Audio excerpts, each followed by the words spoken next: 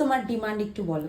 তো বেসিক্যালি আমি জাস্ট একটা মানে ন্যাচারাল লুক চাইছি, যেটা মানে আমাকে আমার মতনই দেখাবে। আমি একটা যেহেতু ড্রাই স্কিন, একটু ডিউই একটা ফিনিশ চাইছি, একটা সফট গ্ল্যাম চাইছি, ব্যাস। বাকি তোমার ইচ্ছা।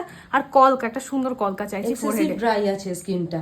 হ্যাঁ, আর ফোরহেডে একটা কলকা চাইছি, ব্যাস এটুকু, আর কিছু না। সিম্পল কলকা। আইসটা আইজ সফট গ্ল্যাম একটা, যেরকম মনে হবে তোমার, যাবে কমপ্লিমেন্ট করবে শাড়িকে, ওই রকম। আচ্ছা, চোখ টানা টানা হবে না নরমাল? এই সমস্ত পুরো তোমার উপরে। আমি জাস্ট কি একটু সাবেকি লুক চাইছো? সাবেকি লুক চাইছি, সাবেকি লুক চাইছি একটুখানি। জাস্ট আমার তিনটে মেইন ক্রাইটেরিয়া। নাম্বার 1 হচ্ছে ন্যাচারাল লুক, নাম্বার 2 হচ্ছে একটু ডিউই একটা লুক, আর থার্ড হচ্ছে একটা ভালো সুন্দর কলকা ফোরহেডে।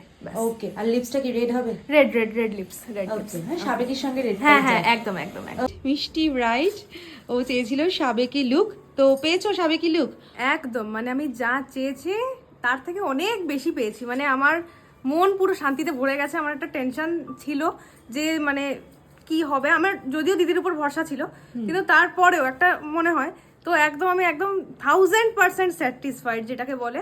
আর সব থেকে যেটা, দিদির মানে মেকআপ স্কিলস তো অসাধারণ, পারফেকশন দেখতেই পাচ্ছ।